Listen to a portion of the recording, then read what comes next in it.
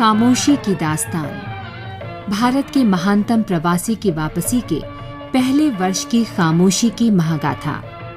आकाशवाणी की विशेष शताब्दी श्रृंखला खामोशी की दास्तान। प्रस्तुत है आज की कड़ी।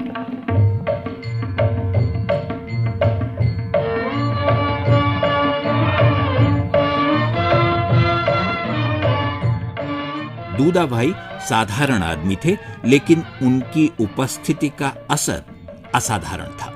उन्हें खुद को लेकर कोई मुगालता नहीं था, पर वो आए तो आश्रम में बहुत कुछ बदल गया, चर्चाएं और दिनचर्या तक। दूदा भाई लगभग केंद्रीय व्यक्ति बन गए। बैरिस्टर जीवनलाल और उनके बगल वाले जिस मकान को मिलाकर आश्रम बनाया गया था, उसके अहाते में एक कुआं भी था, पीने का पानी निकालने के लिए।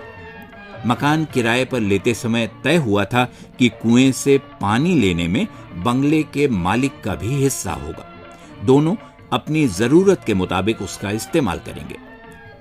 दूदा भाई आए तो पानी भरने में आश्रम वालों को अड़चन होने लगी। दिक्कत पहले दिन से थी, लेकिन वो धीरे धीरे बढ़ती गई। रोज किचकिच, खासकर तब जब दूदा भाई पानी भरने जाएं। मालिक से अधिक उसके कारिंदों के लिए सिर्फ दूदा भाई नहीं, बल्कि पूरा आश्रम अछूत होता जा रहा था। पानी के छींटे कारिंदों पर पड़ते तो वो भ्रष्ट हो जाते। गालियों की बौछार सुबह शाम की बात हो गई, बल्कि दिन में कई कई बार। हर बार जब कोई पानी लेने जाता, वही दृश्य दोहराया जाता। कारिंदों ने दूदा भाई को डांट डपट से परेशान करना शुरू कर दिया कि वो कुएं पर आना बंद कर दे। एक आध बार तो मारपीट तक की नौबत आ गई। गांधी ने कहा, मैंने सबसे कह दिया कि इस अपमान पर प्रतिक्रिया व्यक्त करने की जरूरत नहीं है।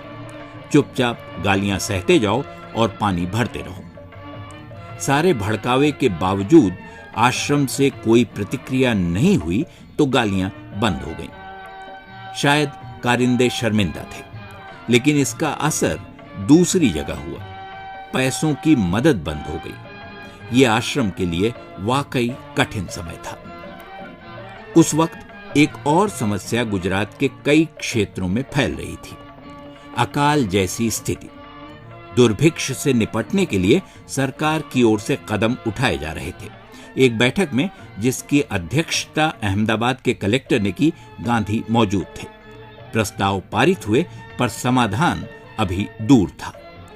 बाजार में जिंसों के भाव बढ़े, अनाज महंगा हुआ और खाने की समस्या हो गई। पैसे की कमी तो थी ही। ऐसे में आश्रम के सामाजिक बहिष्कार की खबरें दोबारा जोर पकड़ने लगी। उस समय अकाल की छाया आश्रम पर साफ दिखाई देने लगी थी। गांधी ने कहा, अगर हमारा बहिष्कार हो और कहीं से मदद न मिले, तब भी हम अहमदाबाद नहीं छोड़ेंगे।